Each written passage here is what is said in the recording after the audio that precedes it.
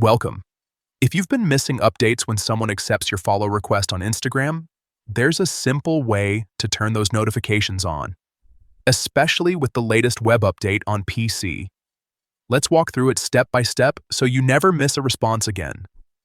First, open Instagram on your computer using your preferred browser. Make sure you're logged into your account. Once you're on your home feed, take a look at the bottom left corner of the screen. You'll see three horizontal lines. This is the menu icon. Go ahead and click on it. A small menu will pop up. From there, select Settings. This will take you to your account settings page, where you can manage everything from privacy to notifications. Now, inside Settings, look for the Notifications section and click on it. This is where Instagram lets you control what alerts you receive and how often you get them. Within Notifications, find and click on Push Notifications.